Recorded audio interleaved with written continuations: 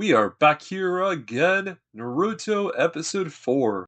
Team 7's teacher is late coming in. This is where Naruto is so bored that he sets up a booby trap, which the teacher falls for anyway. And once we get to hear from him, he hates them. Now that our teacher is here, it's time to get to know everyone. Up first is a new character, our teacher, Kakashi Hatake. To be honest, he tells us nothing about his likes and dislikes because he doesn't feel like it. We hear nothing about his dreams, and he has many hobbies, it seems. Next up is our boy, Naruto. So his likes are ramen, his dislikes is the waiting time between ramen, and his future dream is to surpass the Hokage. I hate to say it, but this group is screwed. Next up is Sakura.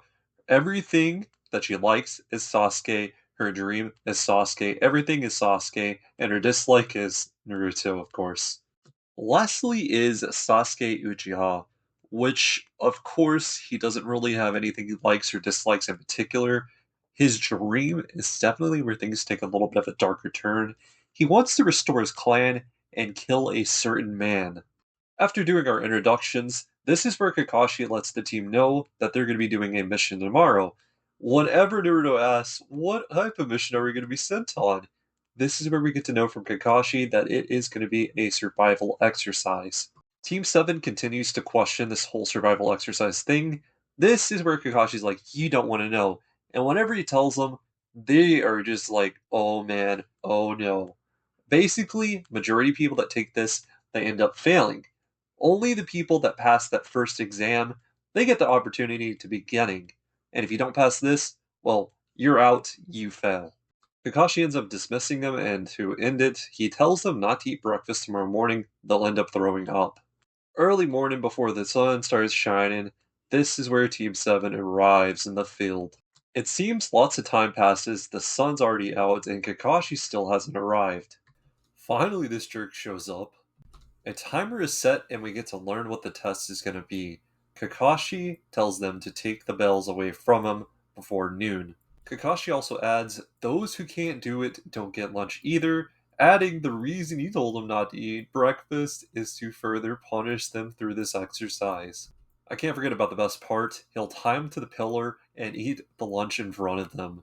Sakura does notice something. There's only two bells, and Kakashi goes into further depth that only two people can pass this test. One has to fail.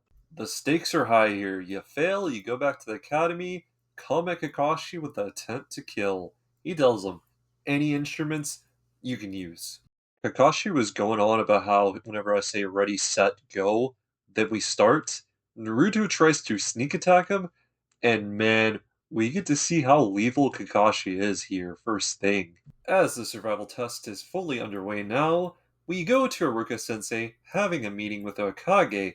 This is where we get to see Aruka is worried about this Kakashi, and the Hokage responds by giving him a book of all the people that he's failed in the past, and it really wowed him by everything in there. We come back to Kakashi talking about how hidden ninjas are good ninjas, and this is where we get to see Sakura hiding, Sasuke hiding, and then we get to see Naruto, who's like, hey, I want a fair battle face to face. Naruto starts to charge headfirst at Kakashi, and he starts putting his hand in one of his like little side pouches, and Naruto's like scared. Kakashi's talking about how he's gonna teach him the first jutsu, which is taijutsu. He pulls out this Make Out Paradise book. What is with everyone in this village being some sort of gooner? So this is one of the greatest comedy moments in the entirety of Naruto. So Naruto charges straight first at Kakashi with a fury of different attacks. Kakashi is able to dodge every single one of these, even while reading. This is where he makes his way behind Naruto fully, and he has the sign of something similar. What is the tiger? This is where Sakura points it out. Even Sasuke is like, whoa, what is he going to do next? And this is where we get to see him use that move against Naruto's behind, launching him, doing what is called the 1,000 year death, which is the stupidest attack ever. Following the launch, Naruto gets thrown into water. We get to see another move get shut down for them. Naruto throws two shurikens at Kakashi, and he's able to catch both of them perfectly. The stakes seem to be even higher than we originally thought. We go back to Aruka Sensei, and the revelation is that Kakashi has never passed anyone that has ever took the survival test. At this point, the entirety of Team 7 is just so hungry. After the failure attacks from earlier, Naruto finally gets fired up. We get to see an insane sneak attack where Naruto uses shadow clones from the river. They all come out and charge at Kakashi. But the thing is, right behind Kakashi is one of the clones who grabs him, and Naruto charges headfirst, getting ready to hit with a big punch. All of a sudden, Kakashi disappears and he ends up hitting himself, and now all the clones are fighting each other. We get a fallen breakdown by our boy Sasuke. He tells us that Kakashi used a substitution jutsu, switching himself with an object. Naruto, being all beat by his clones, sees that one of the bells is on the floor. He goes to pick it up, and well, Kakashi has set up a trap. And now we come to the finale. So, Kakashi is giving a big lecture to Naruto on how stupid he is for falling for the trap. Now, you see Sasuke in the bushes, and he finds the opportunity to finally get a sneak attack on Kakashi. This is where he throws blades, and they end up all hitting Kakashi. So, we gotta see what happens to him and if he's actually dead. Here we are in a midst of what seems to be some sort of a life or death situation.